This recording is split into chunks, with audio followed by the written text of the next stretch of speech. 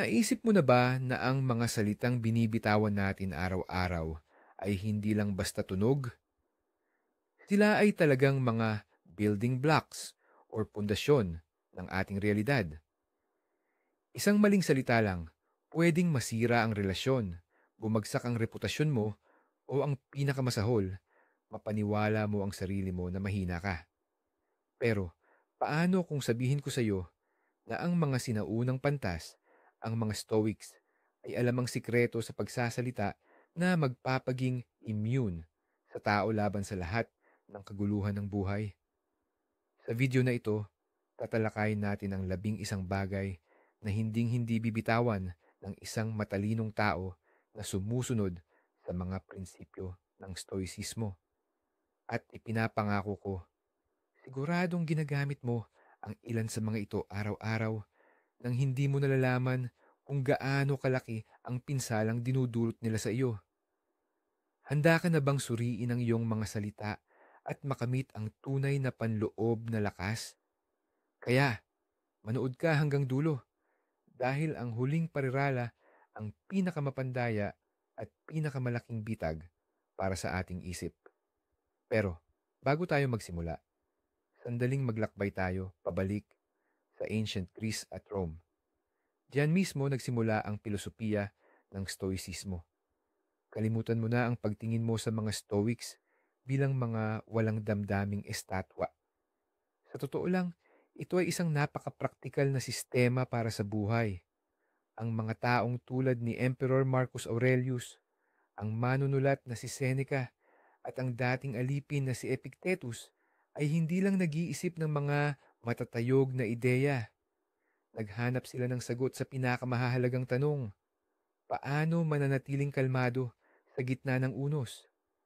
Paano maging masaya anuman ang panlabas na sitwasyon? At ang susi nilang ideya ay ang dichotomy of control. Sabi nila, may mga bagay na kaya nating kontrolin. Ang ating mga isip, paghuhusga, reaksyon, at mga salita. At may mga bagay na hindi natin kayang kontrolin. Ang panahon, opinyon ng ibang tao, ang nakaraan, at ang hinaharap. Ang karunungan, ayon sa mga Stoics, ay nasa pagtuon ng ating lahat ng lakas sa una at pagtanggap naman sa pangalawa ng may kapayapaan ng loob. Kaya naman, ang pagkontrol sa ating pananalita ay hindi lang para sa kanila isang usapin ng simpleng etika, kundi isang fundamental na kasangkapan para sanayin ang isip at espiritu. Ang bawat salita ay hakbang, patungo man sa kaguluhan o sa pagkakasundo. Kaya naman, ang unang kataga na hinding-hindi mo maririnig mula sa isang taong tunay na may karunungan ay ito: hindi ito makatarungan. Sa totoo lang, tuloy-tuloy tayong binibigyan ng buhay ng mga sitwasyong parang sukdulan na ng kawalang katarungan. In-promote ang kasamahan mo kahit mas masipag ka. Kinansela ang biyahe, nawasak ang mga plano mo sa bakasyon. Iba ang nag-ani ng tagumpay or pumuri sa ideya mo. Ang unang reaksyon natin, ang likas na sagot, ay ang magtaas ng kamay at isigaw ang kawalang katarungan ng mundo. Pero ano ba ang nangyayari sa puntong yon ayon sa pananaw ng mga Stoic? Kapag binibigkas mo ang pariralang iyan, kusang loob mong isinusuko ang iyong panloob na kapayapaan sa kamay ng mga pangyayari sa labas. Para mo nang sinabi, ang kaligayahan at kapanatagan ko ay nakadepende sa kung paano kikilos ang mundo ayon sa aking pamantayan ng tama. Yan ang resipe para sa walang katapusang pagdurusa. Ang isang Stoic tulad ni Marcus Aurelius na humarap sa pagtataksil, digmaan at epidemya ay iba ang tingin dito. Itatanong niya sa sarili, nasa kapangyarihan ko ba ang katarungan ng mundong ito? Ang sagot ay malinaw, siyempre hindi. Kaya ano ang kabuluhan ng pagsasayang ng mahalagang enerhiya sa galit at pagkaawa sa sarili? Sa halip, inililipat ng matalinong tao ang kanyang atensyon. Imbis na hindi ito makatarungan, itatanong niya sa sarili ang ibang tanong. Ano ang maaari kong gawin dito? Hindi niya tinatanggihan ang sakit or pagkadismaya, ngunit ginagamit niya ito bilang gasolina. Kung na-promote ang kasamahan, aalamin niya kung anong kasanayan ang kulang sa kanya at gagawa ng plano para mapabuti iyon. Kung kinansela ang biyahe, makikita niya ito bilang pagkakataon para sanayin ang kanyang pagtitiis o makahanap ng di inaasahang adventure. Ang pariralang ito, hindi ito makatarungan, ay ginagawa kang isang pasibong biktima ng mga pangyayari. Samantalang ang tanong na ano ang maaari kong gawin ay ginagawa kang aktibong lumilikha ng sarili mong kapalaran. Ito ay isang fundamental na pagbabago mula sa pagtatampo ng bata sa mundo patungo sa pagtanggap ng responsibilidad ng matanda sa kung paano ka tutugon dito. Tandaan, hindi obligado ang universo na sumunod sa iyong mga inaasahan sa katarungan. Pero lagi mong kayang panindigan ang sarili mong pamantayan ng kabutihan at karunungan sa anumang sitwasyon kahit gaano pa ito kawalang katarungan. Iyan ang tunay na lakas. Ang isa pang mapanganib na parirala na binubura ng matalinong tao sa kanyang bokabularyo ay kung sana lang, kung sana lang may mas marami akong pera, magiging masaya ako. Kung sana lang ipinanganak ako sa ibang pamilya, mag-iiba ang lahat. Kung sana lang hindi masamang amo ang boss ko, mamahalin ko ang trabaho ko. Pamilyar ba sa inyo ang mga linyang iyan? Ang ganitong uri ng pananalita ay isang mental na lason. Nilalason nito ang kasalukuyan at pinaparalisa ang kinabukasan. Sa kaibuturan, ito ay isang uri ng pagtakas, pag-iwas sa realidad at pagtungo sa isang kathang-isip na mundo ng perpektong mga kondisyon. Kapag sinasabi nating kung sana lang, lumilikha tayo ng pantasya kung saan ang lahat ng ating problema ay malulutas, hindi dahil sa ating sariling pagsisikap, kundi dahil sa pagbabago ng mga paanlabas na sirkumstansya, mga bagay na tulad ng paalala sa atin ng mga Stoics ay wala sa ating kontrol. Isinulat ni Seneca na ang pinakamabigat ay ang pasanin na tayo mismo ang nagpataw sa ating sarili. At ang pariralang ito ay isa sa mga pasaning iyon.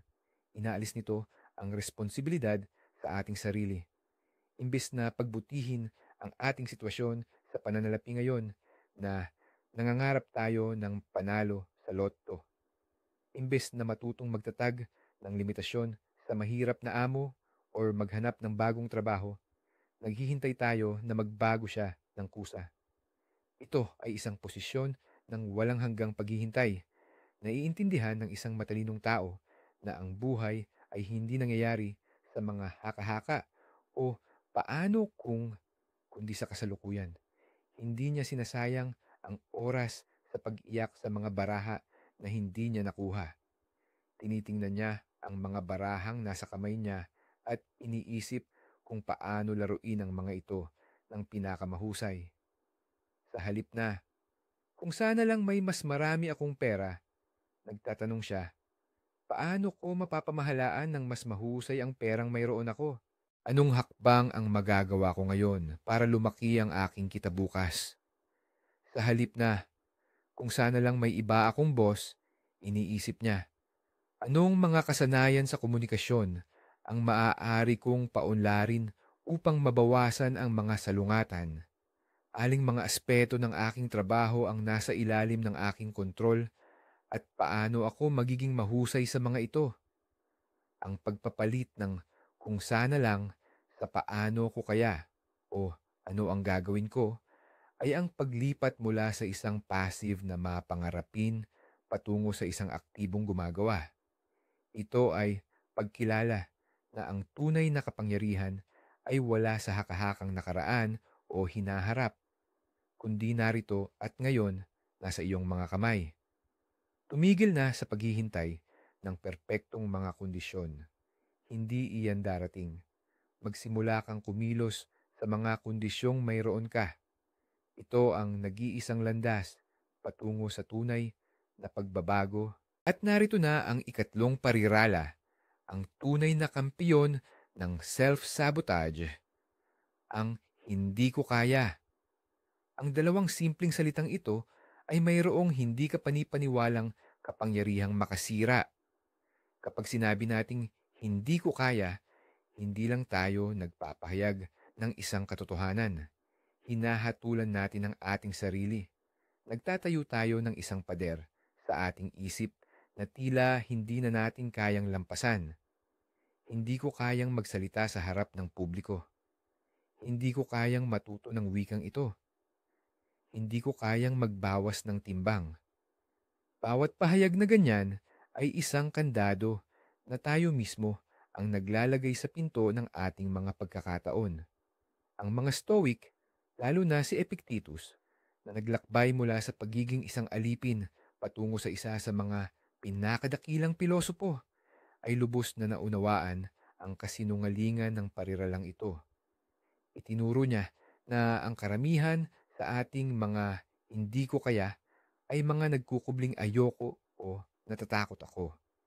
Ang hindi ko kayang magsalita sa harap ng publiko ay kadalasang nangangahulugang natatakot ako sa paghuhusga at pagkabigo, at ang takot na ito ay mas matindi kaysa sa pagnanais kong ibahagi ang aking mga ideya.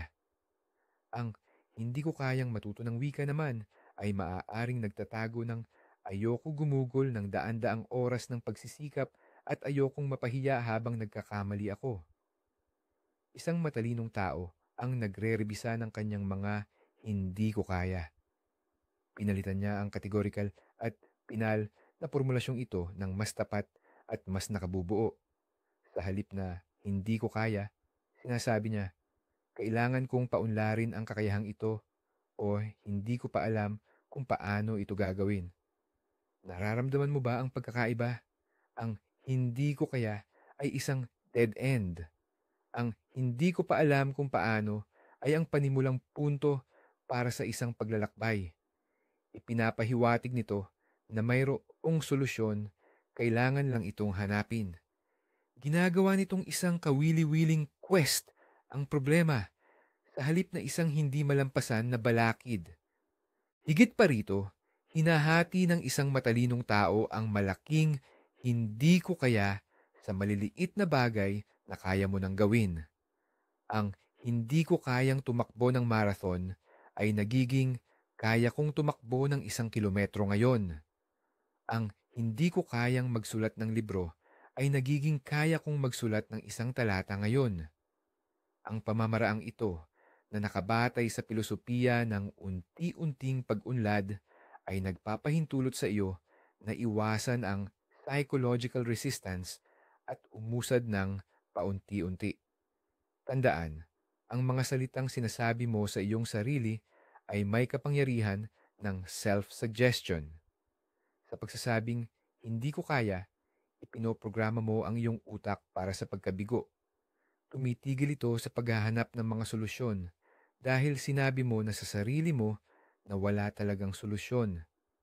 Simulan mong sabihin, susubukan ko, matututo ako, makakahanap ako ng paraan, at magugulat ka kung gaano karaming pader na akala mo ay bato, ay cardboard lang pala. Tumungo tayo sa ika-4 na bitag ng ating wika, ang mga pahayag na palagi itong nangyayari o ang kambal nitong hindi ito gumagana kailanman. Ang mga paglalahat na ito ay purong cognitive bias or pagkiling ng pag-iisip.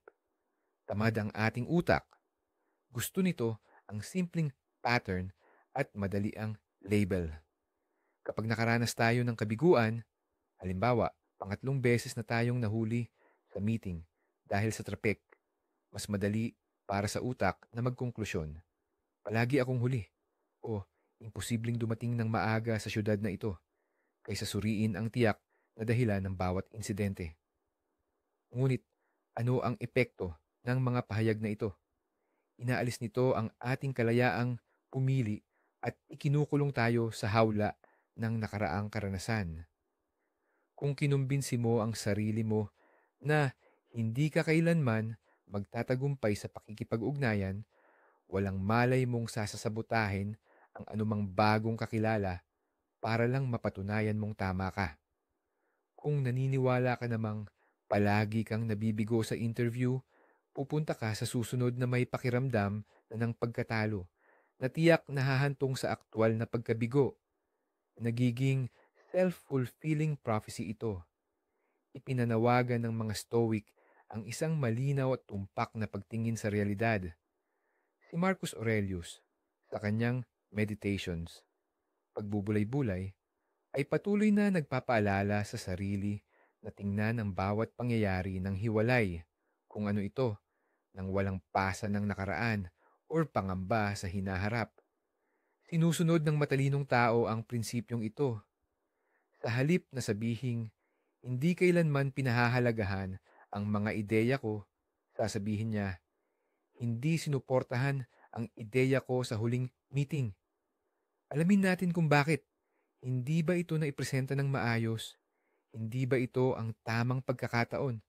Paano ko mapapaganda ang aking argumento sa susunod? Ang ganitong paraan ay pinapalitan ang emosyonal na paglalahat ng rasyonal na pagsusuri. Ibinabalik nito ang kontrol sa iyo. Sa halip na maging biktima ng walang hanggang palagi or kailanman, nagiging investigador ka na nag-aaral ng tiyak na sitwasyon at naghahanap ng tiyak na solusyon. Subukan nating magsagawa ng eksperimento. Sa loob ng isang linggo, subaybayan kung gaano kakadalas gumagamit ng mga salitang palagi, kailanman, lagi, o habang buhay. Sa tuwing mahuhuli mo ang sarili mo, tumigil ka at magtanong, totoo ba talaga ito? Nangyari ba ito ng walang anumang pagbubukod? Sa 99% ng pagkakataon, matutuklasan mong isa itong pagmamalabis. Palitan ito ng mas tumpak na mga salita. Minsan, itong mga nakaraang araw o sa 3 sa 5 pagkakataon. Ang simpleng pagpapalit ng mga salitang ito ay tutulong sa iyo na makawala sa pagkakakulong ng negatibong paglalahat at makita ang mundo at ang iyong mga pagkakataon dito ng mas makatotohanan at mas optimistic. Ang panglimang parirala na iniiwasan ng matatalinong tao ay tila napakadaya dahil madalas itong nagpapanggap na pagiging magalang. Sinasabi ko lang ang totoo. O ang mga katulad nito, nagpapakatotoo lang ako. O huwag kang magagalit, pero kadalasan, ang mga salitang ito ay sinusundan ng kritisismo na hindi naman hinihingi, isang walang tak na puna o simpleng kawalang galang. Ang taong gumagamit nito ay sinusubukang takasan ang responsibilidad sa kanyang mga salita at ang magiging epekto nito.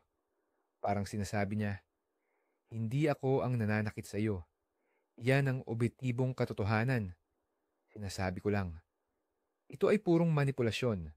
Una, ang tinatawag nating katotohanan o katotohanan ay halos palaging subjektibong opinyon natin na may kulay ng ating karanasan, mood, at mga pagkiling.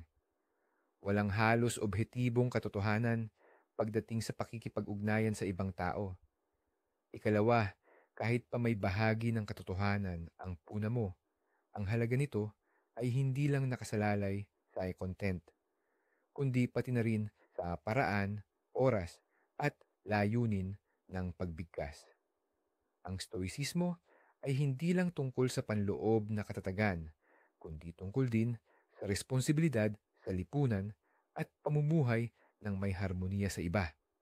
Alam ng matalinong tao na ang layunin ng komunikasyon ay hindi lang ang ilabas ang kanyang katotohanan, kundi ang magkaroon ng pagkakaunawaan, makatulong, or mapabuti ang sitwasyon. Kaya naman, bago siya magsalita, tinatanong niya muna ang kanyang sarili ng ilang tanong. Una, ano ba talaga ang layunin ko? Gusto ko ba talagang tulungan ang taong ito? Or gusto ko lang magpasikat sa pamamagitan ng paninira sa kanya o ilabas lang ang inis ko? Ikalawa, angkop ba ang oras at lugar para sa usapang ito? Ang pagpuna sa isang kasamahan, sa harap ng lahat ay hindi pagiging tapat, kundi pagpapahiya. Ikatlo, anong porma ng mga salita ko ang magdudulot ng mas maraming pakinabang kaysa pinsala? Sa halip na, huwag kang magagalit, pero napakatirible ng report mo. Ang matalinong tao ay magsasabi, tiningnan ko ang report mo. Maganda ang mga datos. Pero sa tingin ko, kung aayusin natin ng kaunti ang istruktura at magdadagdag tayo ng ilang visualization, mas magiging malakas ang epekto nito. Gusto mo bang pag-isipan natin ng magkasama kung paano ito gagawin? Nakikita mo ba ang pagkakaiba? Pareho ang punto, pero ang delivery ang nagbabago ng lahat. Ang una ay atake na nagdudulot ng defensive reaction. Ang pangalawa ay alok ng kolaborasyon na nagmo-motivate para umunlad. Kaya sa susunod na mangati, ang dila mo na sabihing, sinasabi ko lang ang totoo, huminto ka. Tanungin mo ang sarili mo, gusto mo ba talagang magkonstata lang ng katotohanan o gusto mo bang magkaroon ng constructive na resulta? Ang tunay na katapatan ay hindi kawalang galang na tinatakpan ng dahon ng katotohanan. Ito ay karunungan na alam kung paano, kailan, at bakit dapat magsalita.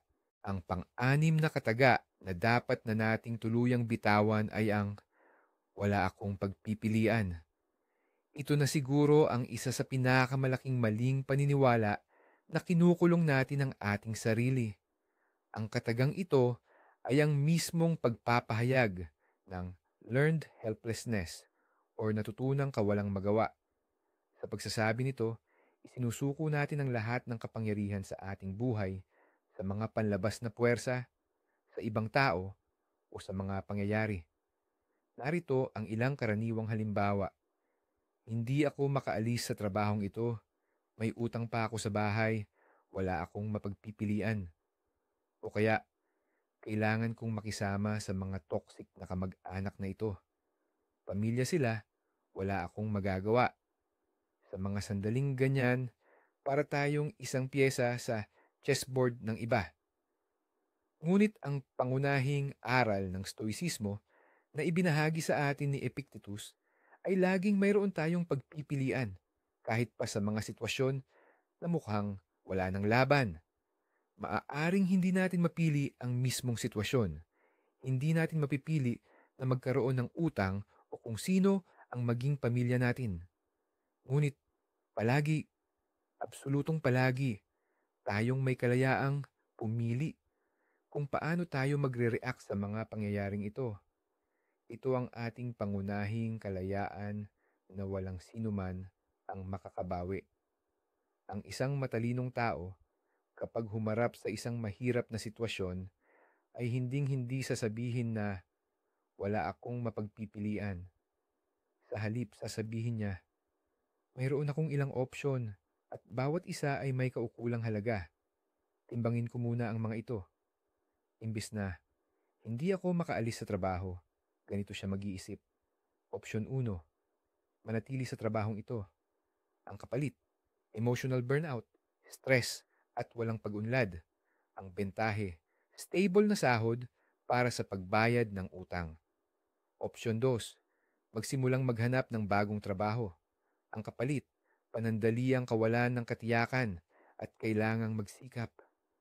Ang bentahe, pagkakataong makahanap ng lugar na magbibigay ng kasiyahan at posibleng mas malaking kita. Option 3, maghanap ng sideline para magkaroon ng financial cushion at umalis na.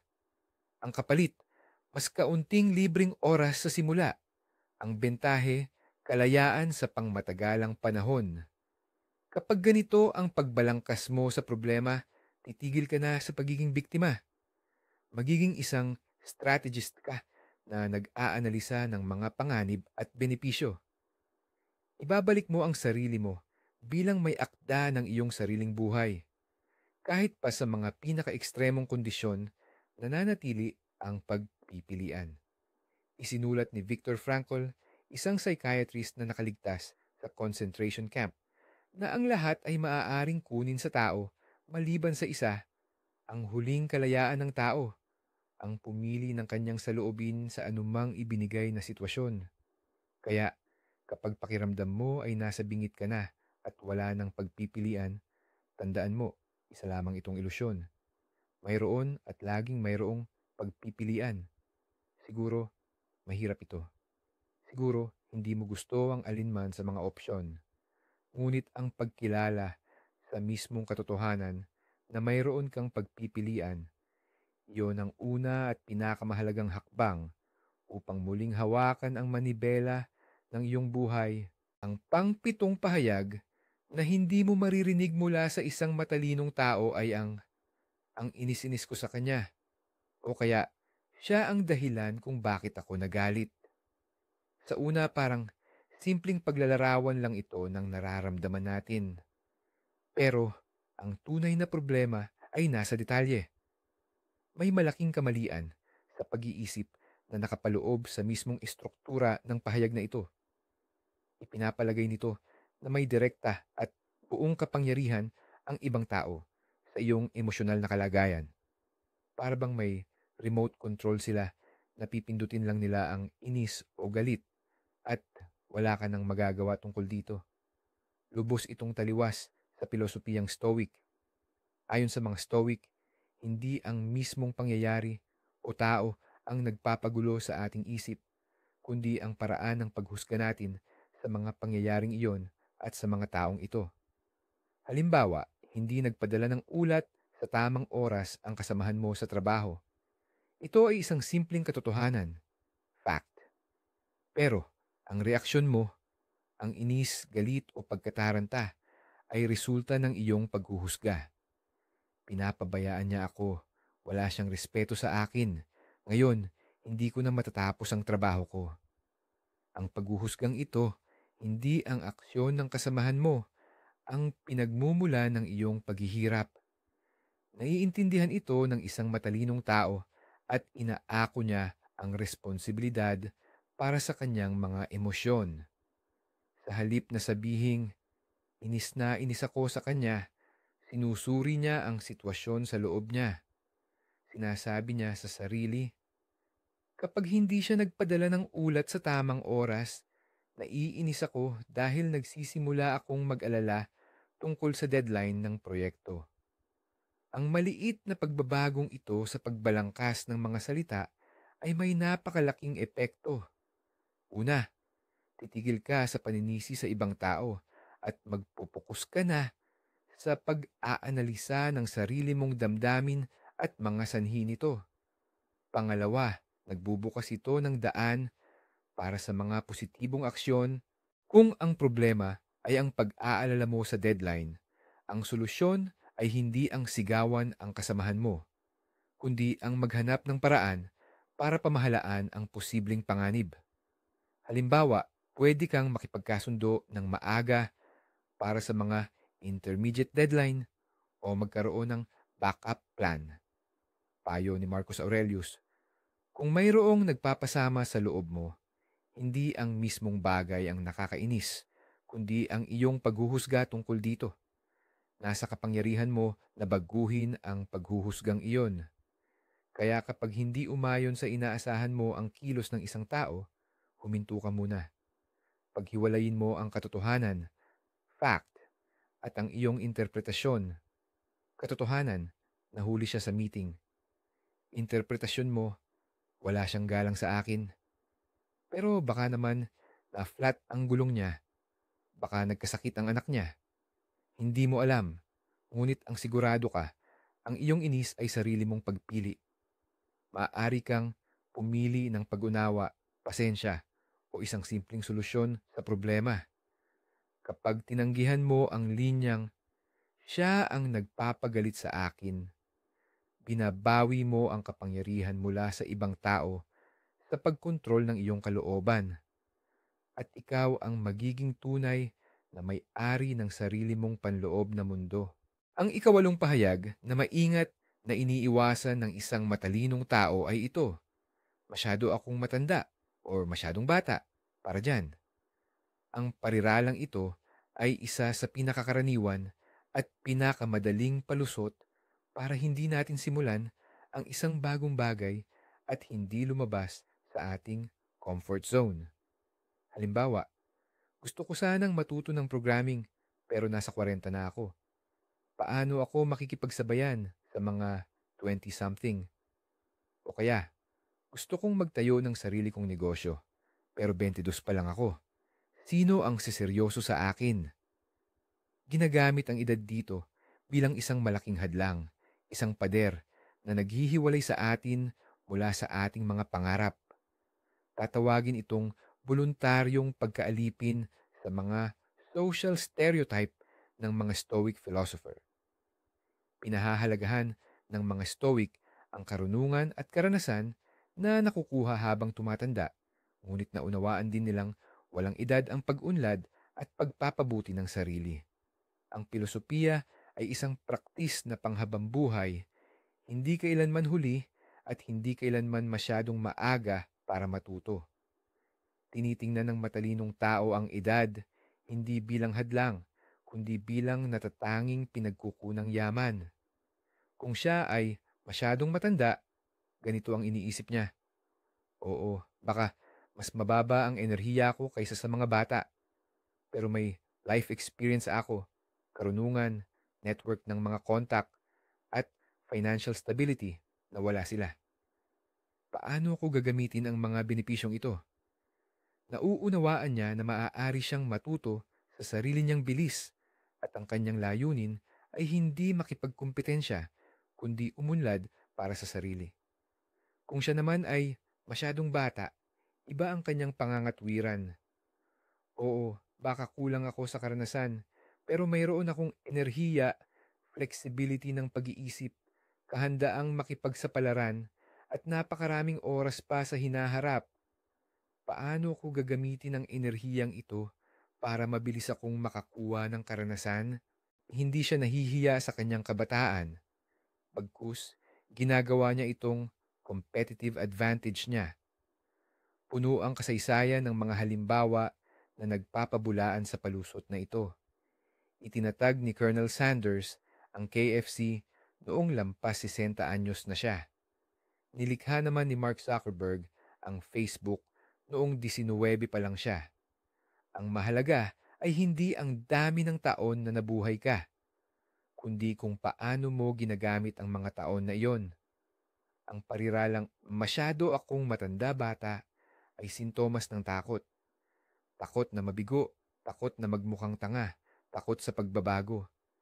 Ang pag-amin sa takot na ito ang unang hakbang para mapagtagumpayan ito. Sa halip na magtago sa numero ng iyong edad, ang matalinong tao ay nagsasabi, medyo kinakabahan akong simulan ito sa edad ko, pero susubukan ko pa rin. Ano ang pinakaunang maliit na hakbang na maaari kong gawin ngayon? Ang ganitong pananaw ang nagbubukas ng pinto sa pag-aaral at paglago habang buhay na ginagawang hindi limitasyon ang bawat yugto ng buhay, kundi isang bagong kabanata na puno ng natatanging mga pagkakataon. Ang ikasyam na pahayag na hinding-hindi bibitawan ng isang matalinong tao nang may kumpiyansa ay, alam ko na ang lahat tungkol diyan. Ang pag-angking ito ay hindi tanda ng kalakasan, kundi ng kahinaan. Ito ay nagpapakita ng labis na pagmamataas at katamarang pang-isip. Sa sandaling magpasya ang isang tao na naabot na niya ang tuktok ng kaalaman sa isang larangan, humihinto na ang kanyang pag-unlad. Nagiging sarado ang kanyang isip sa mga bagong impormasyon. Iba pang pananaw, kritisismo at paglago. Nagtatayo siya ng kuta ng sarili niyang mga paniniwala at hindi na niya nakikita ang totoong mundo sa kabuuan ng pagiging komplikado at pagkakaiba-iba nito. Si Socrates, isa sa mga nauna sa Stoicism, ay nagpahayag, alam kong wala akong alam. Sa kabalintunaan na yan, nakapaloob ang pinakadakilang karunungan, ang pagkilala sa limitasyon ng sarili mong kaalaman ay isang mahalagang kondisyon para patuloy na makapag-aral. Ang matalinong tao ay laging nag-iiwan ng espasyo para sa pag-aalinlangan. Haharapin niya ang anumang paksa ng may pag-usisa ng isang baguhan. Sa halip na sabihing, alam ko na ang lahat tungkol sa marketing, sasabihin niya, nagtatrabaho ako sa marketing sa loob ng 15 taon at ito ang mga nalaman ko sa ngayon. Pero laging bukas ako sa mga bagong ideya. Sabihin mo sa akin ang iyong pananaw.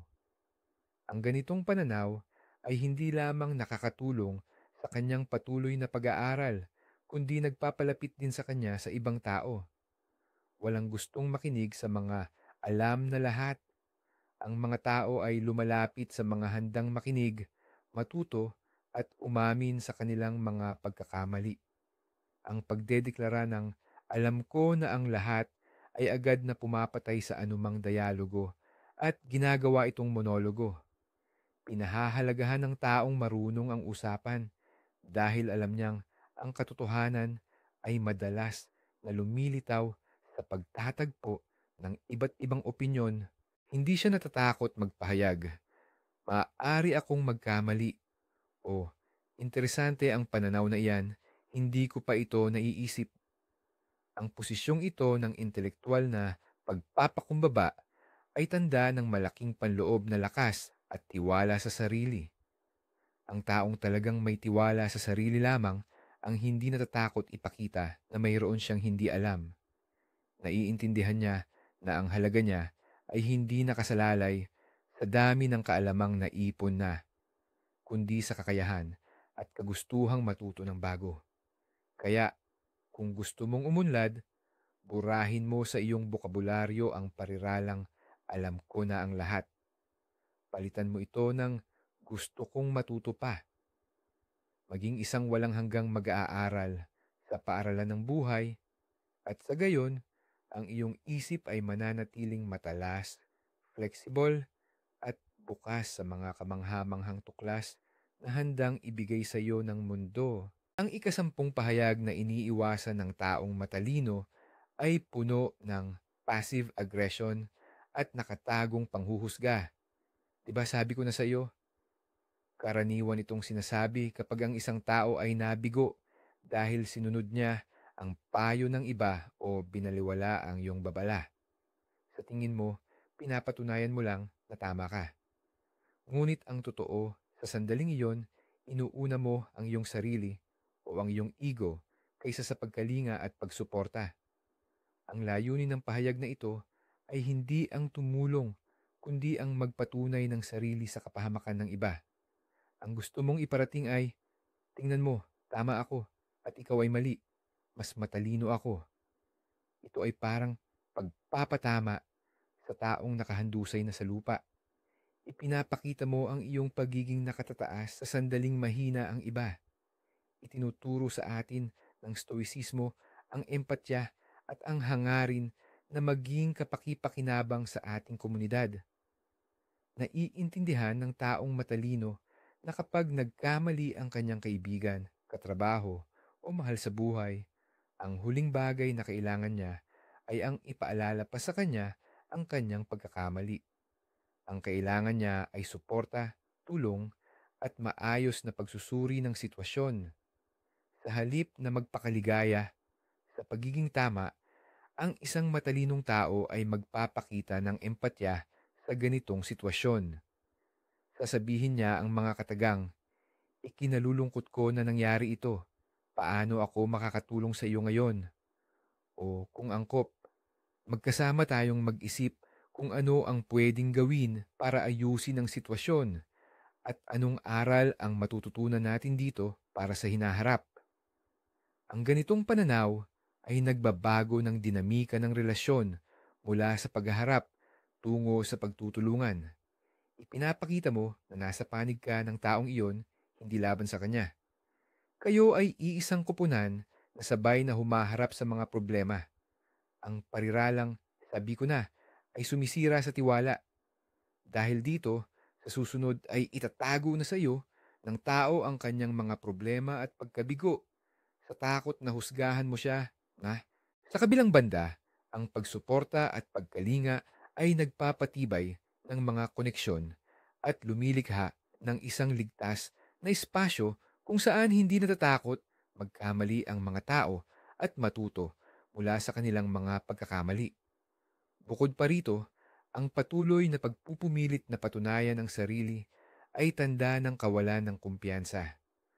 Ang taong may tiwala sa kanyang kaalaman at karunungan ay hindi kailangang ipamukha sa iba ang kanilang mga pagkakamali para lang maramdaman niya na siya ay mahalaga. Ang kanyang self-esteem ay hindi nakasalalay sa pagkadapa ng iba. Kaya sa susunod na matuksok kang bigkasin ang mapait na pariralang iyon, huminto ka. Tanungin ang sarili, ano ba ang mas mahalaga ngayon?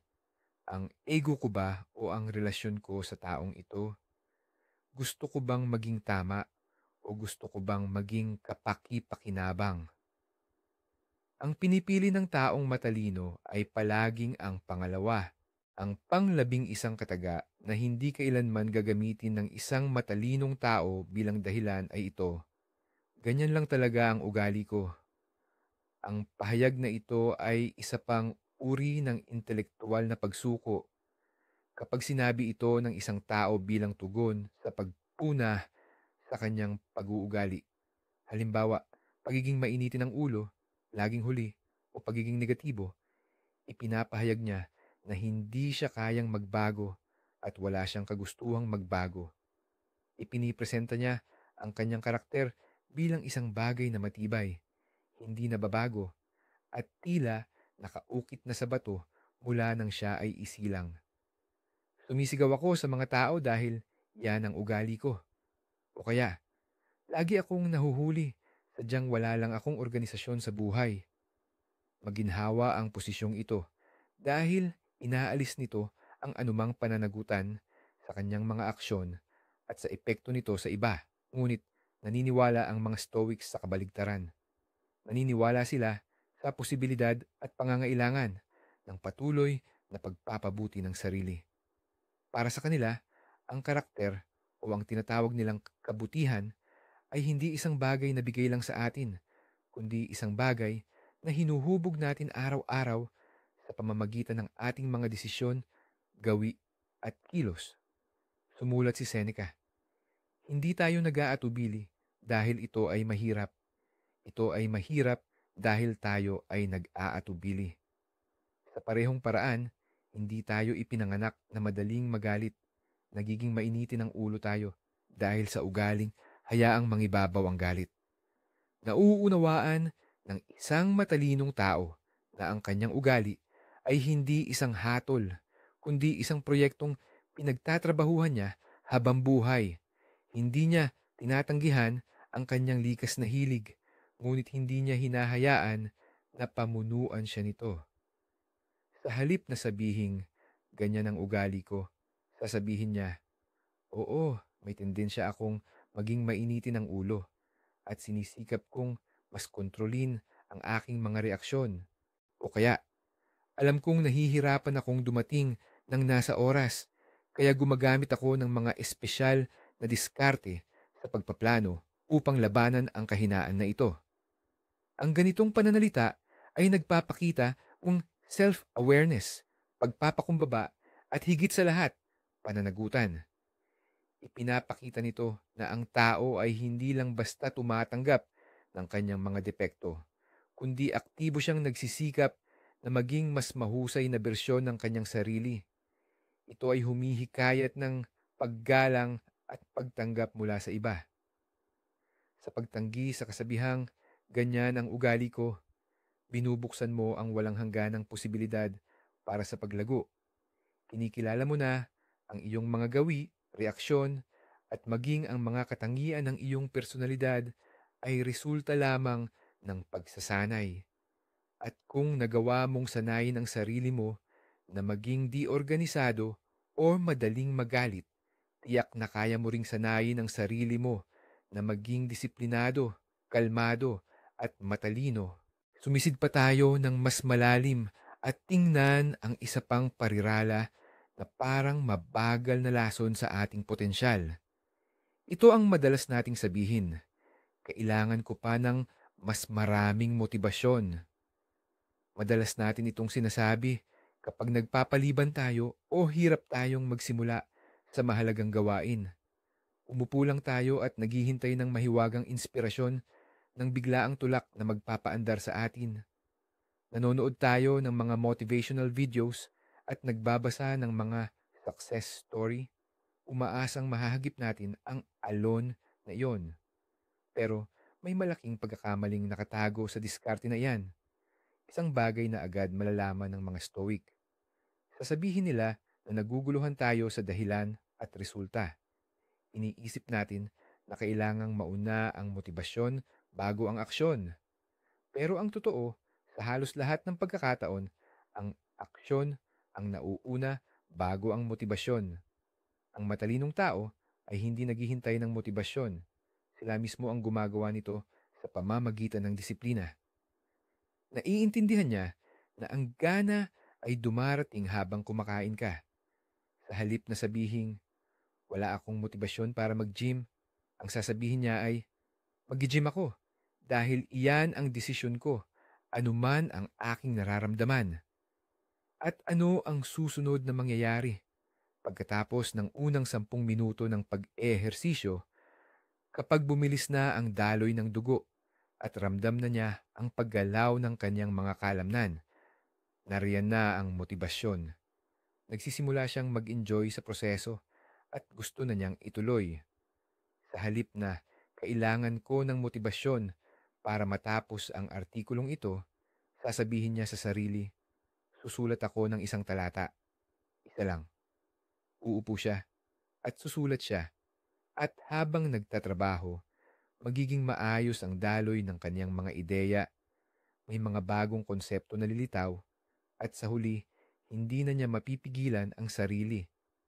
Ang motibasyon ay hindi gasolina na kailangan mong ilagay sa tangke bago ka magmaneho. Ang motibasyon ay parang isang dynamo or generator na kailangan mo munang paikutin at paandarin gamit ang sarili mong lakas. At saka lamang ito magbibigay ng enerhiya. Ang umasa sa panlabas na motibasyon ay ang pagiging umaasa sa panandaliang emosyon at panlabas na mga pampasigla. Para kang nagtatayo ng bahay sa buhangin, ngunit ang disiplina, iyan ang pundasyon na ikaw mismo ang bumubuo. At ang kabalintunaan dito ay ang disiplina mismo ang magbubunga ng pinakamatatag at pinakatunay na motibasyon.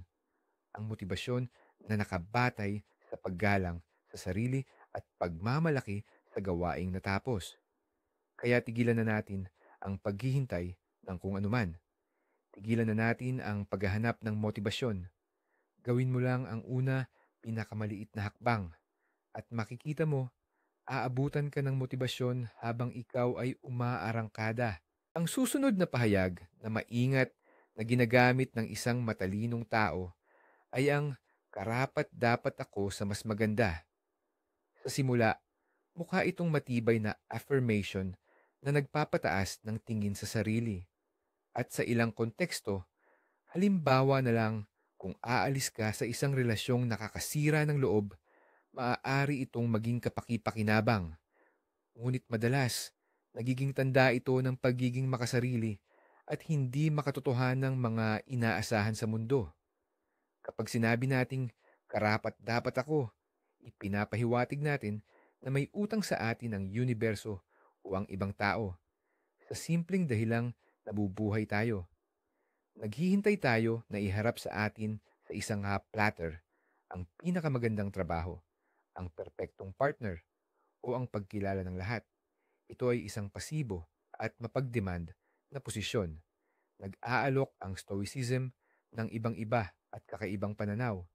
Hindi pinag-uusapan ng mga stoic kung ano ang karapat-dapat nilang makuha mula sa mundo. Sa halip, pinag-uusapan nila kung anong tungkulin ang dapat nilang gampanan para sa mundo at para sa sarili nila. Ang focus nila ay hindi sa pagkuha, kundi sa pagkilos. Si Marcus Aurelius, bilang isang emperador, ay nagpapaalala sa sarili niya tuwing umaga na dapat siyang bumangon para pagsilbihan ng mga tao at hindi para lang magbabad sa kama. Hindi niya inisip na karapat dapat siya sa kapangyarihan at paggalang. Itinuring niya itong obligasyon na maging isang matuwid at patas na pinuno. Pinapalitan ng matalinong tao ang pag-iisip na karapat-dapat ng pag-iisip na paglikha at pagiging sapat. Sa halip na karapat-dapat akong ma-promote, iniisip niya, ano ang kailangan kong gawin upang maging sapat para sa posisyong ina-applyan ko? Anong halaga ang dadalhin ko sa kumpanya upang maging lohikal at hindi maiwasan ang aking promosyon?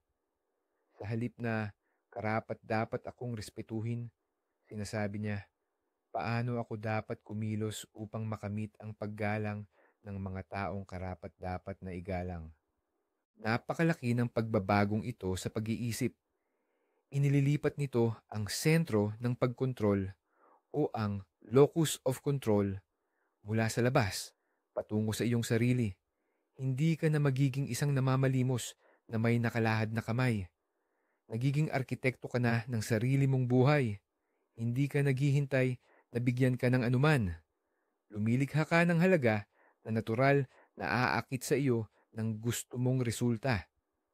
Bukod pa rito, ang patuloy na pakiramdam na mayroon kang karapat-dapat pero hindi mo naman nakukuha ay direktang daan patungo sa galit, inggit at matinding pagkabigo.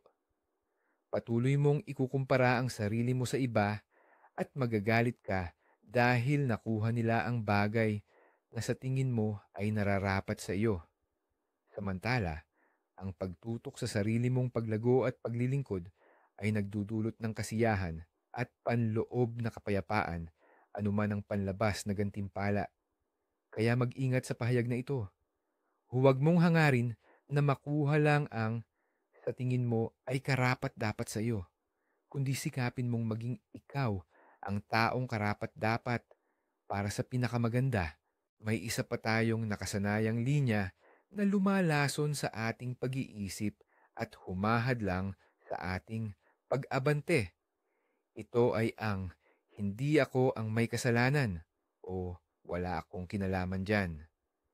Ito ay isang likas na reaksyon ng pagtatanggol. Walang gustong makadama ng pagiging may kasalanan. Kaya kapag mayroong nagkamali, bumagsak ang isang proyekto, nagkaroon ng gulo sa relasyon, o nagawa ang isang pagkakamali, ang unang pumapasok sa isip ay ang maghanap ng ibang sisisihin. Ibabaling natin ang responsibilidad sa katrabaho, sa partner, sa kapaligiran, o kahit kanino, huwag lang sa sarili. Ngunit ang taktikang ito, bagamat nagbibigay ng panandaliang ginhawa para sa ating ego, ay nagdudulot ng matinding pinsala sa pangmatagalan. Una, inaalis nito ang ating pagkakataong matuto. Kung lagi na lang ibang tao ang may kasalanan sa bawat pagkabigo, anong aral ang mapupulot natin para sa ating sarili? Wala. Mananatili tayo sa parehong antas ng pag-unlad, handang maulit at maulit ang parehong pagkakamali. Ikalawa, sinisira nito ang tiwala at mga relasyon. Walang gustong makipagtrabaho o makisama sa isang taong hindi kailanman umaamin sa kanyang pagkakamali. Lumilikha ito ng kultura ng toxicity at walang katapusang sisihan.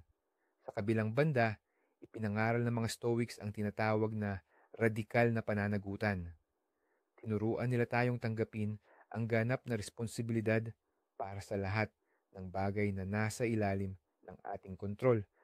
At ito, tandaan natin, ay ang ating mga kaisipan, pagpapasya at pagkilos. Ang isang matalinong tao, kapag humarap sa problema, ay hindi naghahanap ng sisisihin. Naghahanap siya ng ugat ng problema at solusyon. Ang una niyang tanong ay hindi, sino ang may kasalanan, kundi ano ang aking naging ambag sa sitwasyong ito. Kahit pa ang pangunahing pagkakamali ay nasa iba, sinusuri pa rin niya ang kanyang naging papel. Baka hindi ako nagbigay ng malinaw na tagubilin, baka hindi ko nakontrol ang proseso sa kalagitnaan. Baka binaliwala ko ang mga unang senyales ng panganib. Ang ganitong pananaw ay walang kinalaman sa pagpaparusa sa sarili. Ang layunin nito ay hindi ang magpakamartir, kundi ang makuha ang pinakamaraming aral mula sa sitwasyon upang maiwasan itong mangyari muli. Ito ay isang posisyon ng kalakasan. Ang taong nagsasabing, nakikita ko ang aking bahagi ng pananagutan dito ay nakakakuha ng respeto.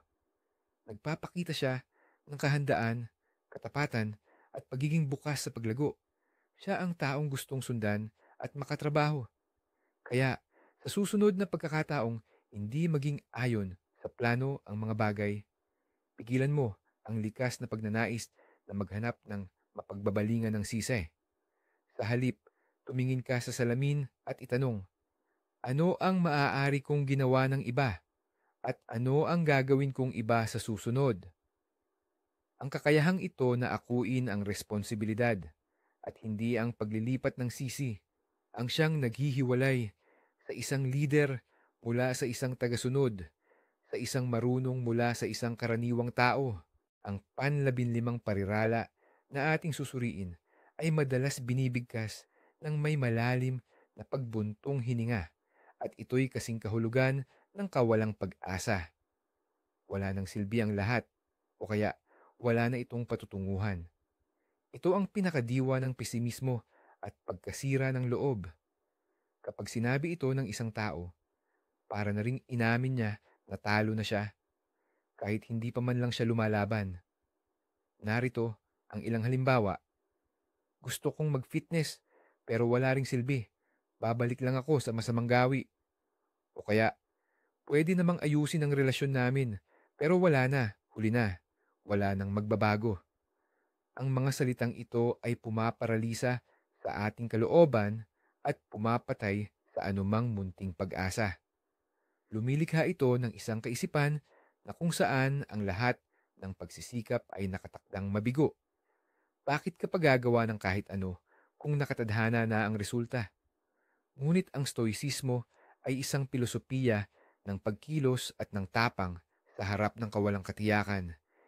Hindi naman ginagarantiyahan ng mga stoic ang tagumpay. Alam na alam nilang ang huling resulta ng anumang gawain ay wala sa ating ganap na kontrol. Maaari kang maghanda ng perpekto para sa isang pagsusulit, ngunit baka malas ang matapat sa iyo na tanong. Maaari kang gumawa ng isang henyong produkto, ngunit baka hindi pa handa ang merkado para dito. Gayunpaman, para sa isang stoic, ang mahalaga ay hindi ang resulta, kundi ang mismong pagsisikap at ang intensyon. Ang pinakamahalaga ay gawin mo ang lahat ng makakaya mo, ng buong husay at ayon sa kabutihan. At ang maging kalalabasan, tanggapin mo na lang kung ano ito.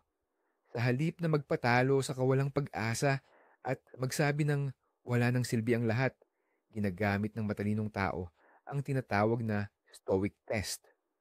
Sasabihin niya sa sarili, oo, mukhang mahirap ang sitwasyon. Maaaring mabaaba ang tsansa ng tagumpay, pero ano ang pinakamaliit at pinakasimpleng hakbang na kaya kong gawin ngayon patungo sa tamang direksyon? Hindi siya nag-iisip tungkol sa dulo, na tila napakalayo at nakakatakot. Sa halip, nagpopokus siya sa proseso. Hindi ko masisiguro na makakapagbawas ako ng 20 kilo, pero masisiguro kong lalabas ako ngayon para mag half hour na lakad at iiwasan ko ang matatamis. Hindi ko alam kung maililigtas pa namin ang relasyon na ito, pero ngayon, kaya kong simulan ng isang mahinahon at tapat na pag-uusap. Ang diskarte na ito, na nakabatay sa maliliit na hakbang, ay nakakagawa ng mga milagro. Iniaahon ka nito mula sa pagkalumpo, ibinabalik ang iyong pakiramdam ng kontrol at madalas nagdudulot ng mga resulta na sa simula ay tila imposible.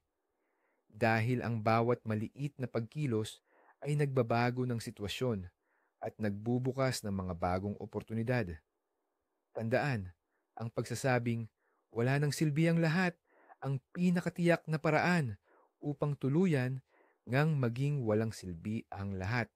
Ngunit ang paggawa ng nararapat kahit ano paman ang mangyari, ang tanging pag-asa mong baguhin ang sitwasyon para sa ikabubuti. Gaya ng sinabi ni Seneca, Ang swerte ay kapag nagtagpo ang paghahanda at ang pagkakataon. Ang iyong trabaho ay maghanda, hindi maghula ng kinabukasan. Ang panglabing-anim na kasabihan ay tila napakamoderno at kadalasang naririnig natin sa kultura ng consumerism. Magiging masaya ako kapag Magiging masaya ako kapag nakabili na ako ng bagong sasakyan. Magiging masaya ako kapag nakuha ko na ang posisyong iyan. Magiging masaya ako kapag nagbakasyon na ako. Ipinagpapaliban natin ang ating kaligayahan. Ginagawa natin itong parang isang premyo na kailangan nating makuha sa pag-abot ng isang partikular na panlabas na layunin. Ang pinomeno na ito ay tinatawag ng mga psychologist na hedonic treadmill. Para tayong tumatakbo, para habulin ang karot, iniisip na sa sandaling makuha natin ito, magtatagal na ang ating walang hanggang kasiyahan. Ngunit sa sandaling makamit natin ito, bumili ng kotse, makuha ang posisyon, sandali lang ang euphoria. Sa paglipas ng panahon, ang bagong sasakyan ay nagiging paraan lang ng pagbiyahe at ang bagong trabaho ay may sarili ring mga problema at nagtatakda tayo ng bagong layunin, isang bagong karot at tumatakbo ulit, umaasang iyon na talaga ang magdadala sa atin ng matagal ng inaasam na kaligayahan. Ang mga Stoic ay naniniwalang lubhang mali ang ganitong pananaw. Itinuro nila na ang kaligayahan o eudaimonia ay hindi destinasyon, kundi isang paraan ng paglalakbay. Hindi ito panlabas na pag-aari, kundi panloob na estado. Resulta ng isang buhay na may kabutihan, kakayahang magsaya sa kung anong mayroon, at pagtanggap sa mga bagay na hindi natin mababago. Sabi ni Epictetus, dapat nating hilingin na ang mga bagay ay mangyari hindi ayon sa gusto natin, kundi ayon sa kung paano sila nangyayari at sa gayon magiging payapa ang ating buhay. Ang taong matalino ay hindi nakasalalay ang kaligayahan sa mga tagumpay sa hinaharap. Natututo siyang humanap ng kagalakan at kabuluhan sa kasalukuyang sandali. Hindi niya sinasabi, magiging masaya ako kapag nakarating na ako sa tuktok ng bundok. Sa halip, sinasabi niya, masaya ako ngayon habang tinatamasa ko ang pagakyat, ang tanawin na bumubungad sa bawat hakbang, ang sariwang hangin at ang pakiramdam ng pagtatrabaho ng aking katawan. Nagpapasalamat siya sa kung anong mayroon na siya sa halip na magreklamo tungkol sa mga bagay na wala pa siya. Hindi ibig sabihin nito ay kailangan nating talikuran ang ating mga pangarap at ambisyon. Mahalaga ang mga layunin, nagbibigay sila ng direksyon, ngunit ang taong may karunungan ay inihihiwalay ang proseso ng pag-abot sa layunin mula sa kanyang pangunahing pakiramdam ng kaligayahan. Maaaring target niya ang promosyon, ngunit ang kanyang self-worth at panloob na kapayapaan ay hindi nakadepende kung makukuha niya ba ito o hindi. Nakakahanap siya ng kasiyahan sa mismong proseso ng pagtatrabaho, sa pagpapaunlad ng kanyang mga kasanayan at sa pagdaig sa mga pagsubok. Tigilan na ang pagpapaliban ng buhay. Ang kaligayahan ay abot kamay mo na. Dito mismo, ngayon. Wala ito sa mga bagay na maaari mong bilhin o sa katayuan na maaari mong makamit. Nasa iyong pananaw sa buhay ito, sa kakayahan mong pahalagahan ang kasalukuyang sandali at mamuhay ng naaayon sa iyong mga halaga. Pag-usapan natin ang pang-17 parirala na madalas nating nabibitawan, lalo na kapag gusto nating takasan ang responsibilidad o ang paggawa ng isang matinding desisyon. Ito ang parirala, hindi ko alam. Siyempre, may mga pagkakataon talagang wala tayong kaalaman sa isang bagay at ang pag-amin dito, gaya ng nasabi na natin, ay tanda ng katalinuhan. Pero napakadalas, may ibang bagay na nakatago sa likod ng mga salitang iyon. Katamaran, takot, o Ayaw lang talagang mag-isip. Ano ang gusto mong gawin sa buhay mo? Hindi ko alam. Paano natin lulutasin ang problemang ito? Hindi ko alam. Sa mga sitwasyong ganito, ang hindi ko alam ay hindi pagpapatunay na walang impormasyon, kundi isang paraan para umiwas sa sagot, ipasa sa iba ang bigat ng desisyon o simpleng ipagpaliban ang problema.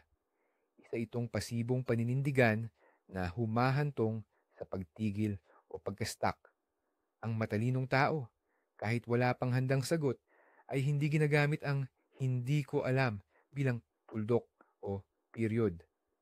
Ginagamit niya ito bilang kuwit o koma, isang panimula para sa mas malalim na pag-aaral.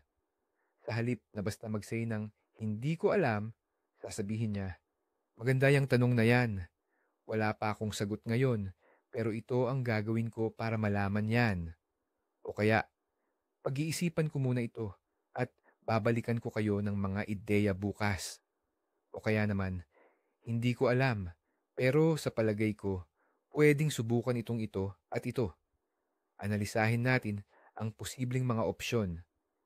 Ang ganitong diskarte ay nagpapakita ng pagiging proactive at responsable.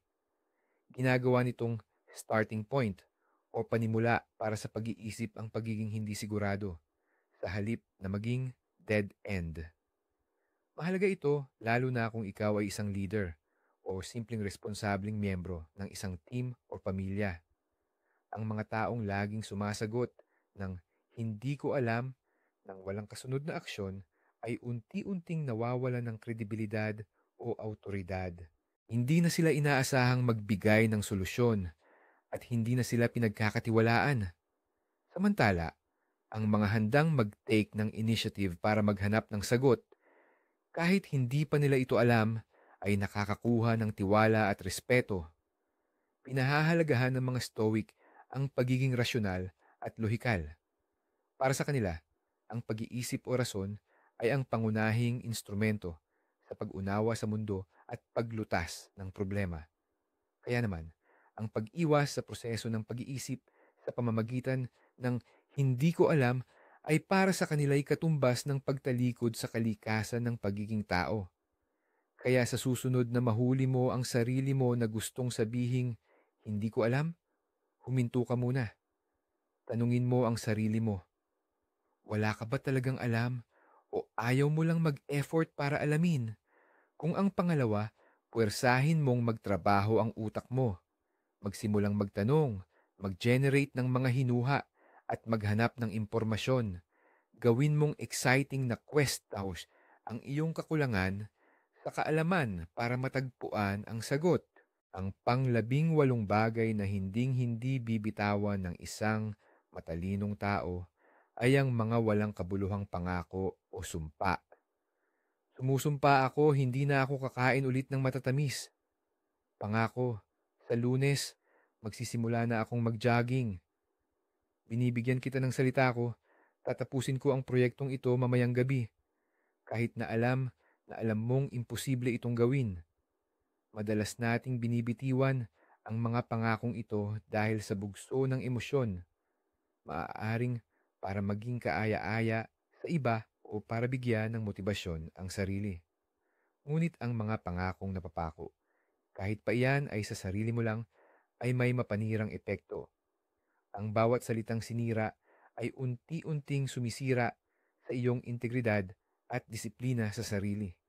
Humihinto sa pagtitiwala sa iyo ang sarili mong konsensya.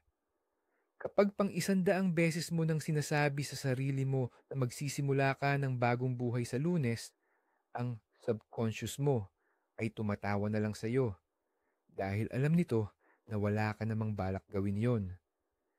Ganoon din ang nangyayari sa pakikitungo sa ibang tao. Kung panay ka lang pangako pero wala namang aksyon, nasisira ang reputasyon mo. Hindi na umaasa sa iyo ang mga tao.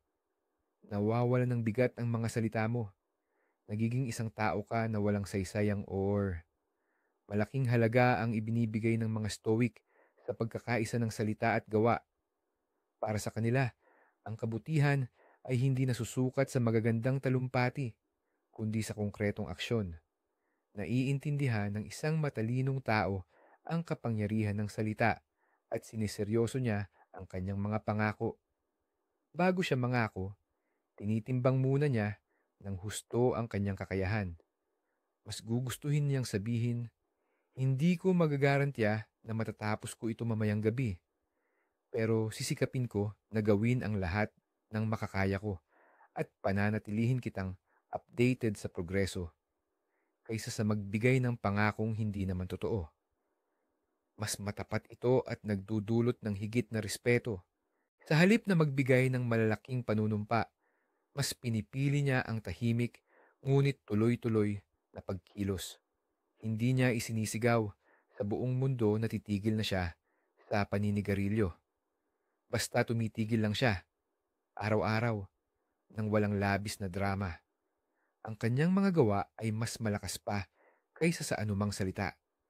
Ang prinsipyong ito ay tinatawag na under-promise and over-deliver. Mangako ng kaunti, pero higitan mo ang inaasahan. Ito ang gintong tuntunin sa pagbuo ng tiwala para sa sarili at sa iba.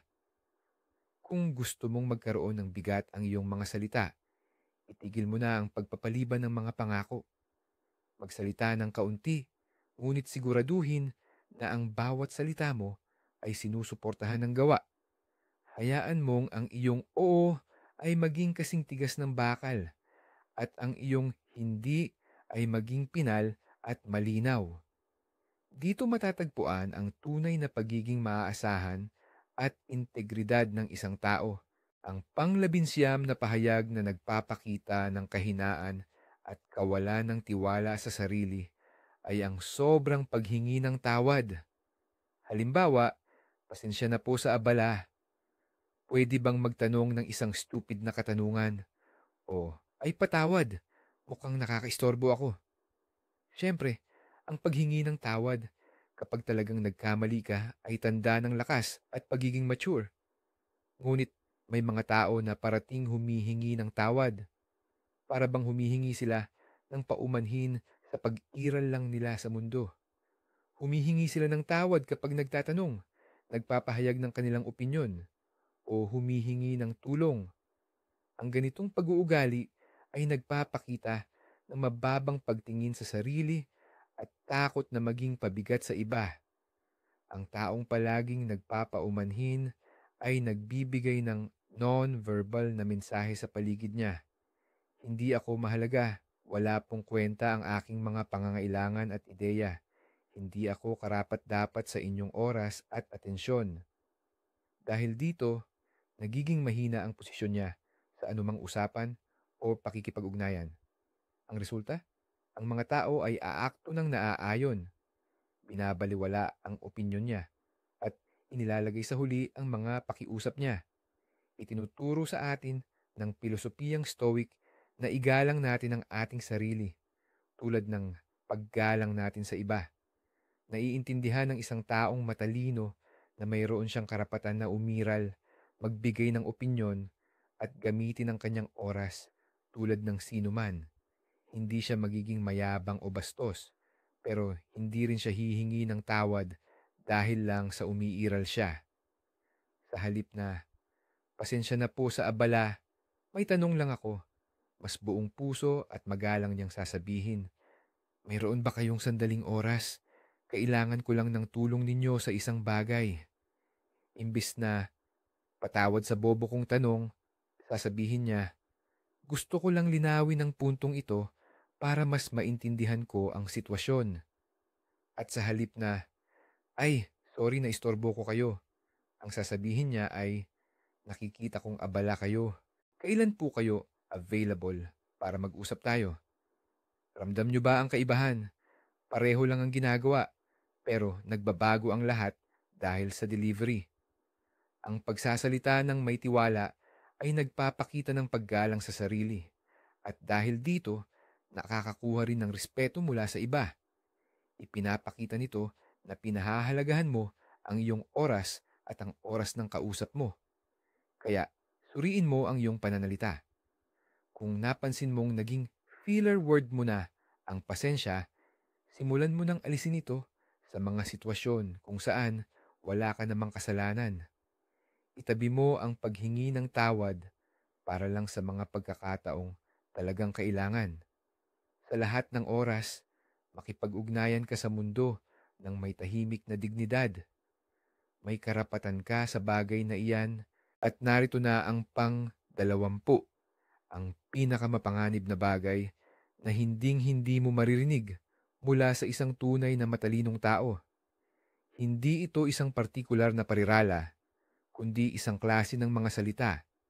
Ito ay walang iba kundi ang tsismis. Nabalitaan mo ba ang nangyayari sa kanila sa opisina?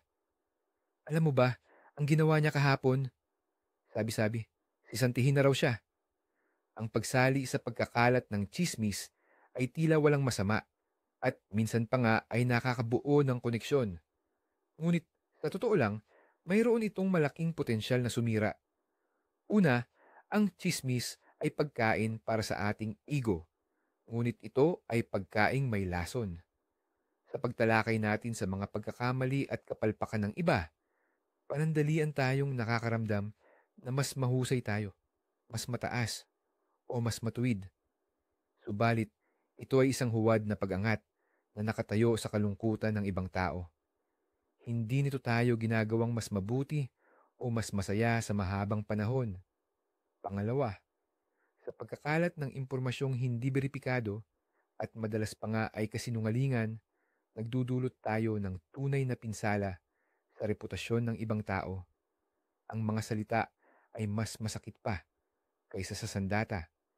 Pangatlo, at ito ang pinakamahalaga mula sa pananaw ng Stoicismo, ang pakikisali sa tsismis ay isang pag-aaksaya ng pinakamahalagang yaman na mayroon tayo, ang ating oras at atensyon. Patuloy na ipinapaalala ni Marcus Aurelius sa kanyang sarili. Huwag mong ubusin ang natitira mong buhay sa pag-iisip tungkol sa iba, maliban kung ito ay nagsisilbi sa isang mas malaking kapakinabangan. Naiintindihan ng matalinong tao na limitado ang kanyang mental energy. Hindi niya ito sasayangin sa pakikialam sa buhay ng mga kasamahan o kapitbahay. Sa halip, ituon niya ito sa mga bagay na tunay na mahalaga, sa sariling pag-unlad, sa kanyang trabaho, sa pag-aalaga sa mga mahal sa buhay, at sa pag-unawa sa mundo. Kapag sinubukan siyang isali sa ganyang usapan, hindi siya magtuturo, maaari lang siyang magpalit ng paksa. Nga pala, tungkol sa trabaho, gusto ko sanang hingin ang payo mo sa bagong proyekto. O kaya, magalang siyang aalis sa usapan. Gumagawa siya ng espasyo sa paligid niya na malaya sa negatibo at walang kabuluhang daldalan. Ang mga ideya ang interesado sa kanya, hindi ang mga tao. Ang mga solusyon ang iniintindi niya, hindi ang mga problema. Mas gusto niyang pag-usapan ang mga pwedeng mapabuti kaysa sa kung sino ang may kasalanan. Ang pag-iwas sa tsismis ay hindi lamang tungkol sa etika. Ito ay tungkol sa mental na kalinisan. Katulad ng hindi mo pagkain ng sirang pagkain, huwag mong pakainin ang iyong isip ng nakalalasong impormasyon. Mag-focus sa kung ano ang nasa ilalim ng iyong kontrol, sa mga bagay na magpapaganda sa iyo at sa mundo sa paligid mo. At makikita mo kung paano magbabago ang kalidad ng iyong buhay at ng iyong pag-iisip. Kaya naman, tinalakay natin ang isang buong koleksyon ng mga salita at parirala na parang mga mental na virus na humihina sa atin mula sa loob at sumisira sa ating pakikipag-ugnayan sa iba. Mula sa parang bata na hindi ito patas hanggang sa mapanirang hindi ko kaya. Mula sa aroganteng alam ko na yan lahat hanggang sa mga nakakalasong tsismis. Sa unang tingin, mukhang mga salita lang ang mga ito. Pero, tulad ng nakita natin sa lente ng Stoic na karunungan, hindi ganoon. Bawat parirala ay sumasalamin sa kung paano tayo mag-isip. Ito ay isang pagpili. Ang pumili na maging biktima o ang maging manunulat ng sarili mong buhay. ang pumili na magreklamo or kumilos, ang pumili na magkulong sa sarili mong ego o magbukas para lumago at makipag-ugnayan sa mundo. Ang pangunahing aral na makukuha natin ay simple, ngunit kasabay nito ay napakalalim. Sa pagbabago ng ating pananalita, binabago natin ang ating realidad. Kapag nagsimula tayong kontrolin ang lumalabas sa ating bibig, natututo tayong kontrolin ang ating isip, at sa pagkontrol ng ating isip, makakamit natin ang panloob na tibay, ang kapanatagan at karunungan na hinangad ng mga Stoics 2,000 taon na ang nakaraan, na kailangan natin ngayon sa magulo at di mahulaang mundo. Hindi ito nangyayari sa isang araw lang. Ito ay araw-araw na pagsasanay at patuloy na pagmamasid sa sarili. Pero sa tuwing mahuhuli mo ang sarili mo na gumagamit ng isa sa mga pariralang ito at sinasadya mong palitan ito ng mas positibo at mas nakabubuo, gumagawa ka ng maliit na hakbang tungo sa pagiging mas magandang bersyon ng sarili mo. Salamat sa panonood ng video na ito hanggang dulo. Kung naging kapaki-pakinabang ito para sa iyo, paki-like at mag-subscribe sa channel upang hindi mo makaligtaan ang mga bagong aral ng karunungan para sa modernong pamumuhay. Ngayon, may tanong ako sa iyo. Alin sa mga tinalakay na parirala ang pinakapamilyar sa iyo? At alin ang handa ka ng talikuran ngayon mismo? Ibahagi ang iyong tapat na sagot sa comments. Simulan natin ang paglalakbay na ito patungo sa maingat na pananalita ng magkasama.